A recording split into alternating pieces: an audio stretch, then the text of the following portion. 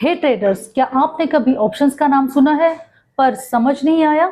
चलिए आज समझते हैं। ऑप्शंस एक डेरिवेटिव कॉन्ट्रैक्ट है जिसका वैल्यू किसी अंडरलाइन एसेट जैसे कि स्टॉक्स, इंडाइसेस या कमोडिटीज पे डिपेंड करता है। यह आपको एक राइट देता है कि एक फिक्स प्राइस पे आप कोई एसेट बाय या सेल कर सकते हैं, लेकिन एक्सपायरी डेट से पहले। ऑप्शन प्रीमियम के दो टाइप होते हैं। पहला, कॉल ऑप्शन। अगर आपको लगता है कि अंडरलाइन एसेट ऊपर जाएगा तो आप कॉल ऑप्शन बाय करते हैं। दूसरा, put option.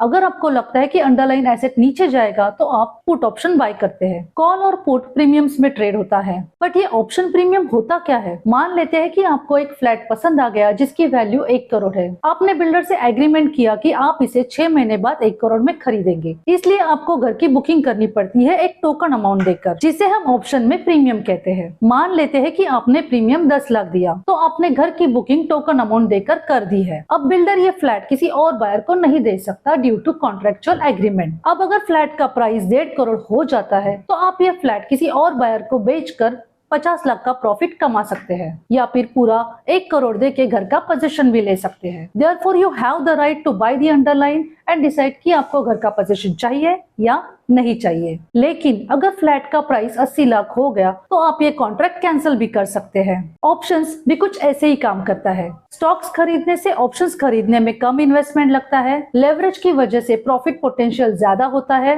Maximum risk pre defined रहती है। ऑप्शंस ट्रेडिंग और डिटेल में सीखना है तो अभी मिराई एसेट शेरखान एजुकेशन को फॉलो करें और अपनी ट्रेडिंग जर्नी स्टार्ट करें।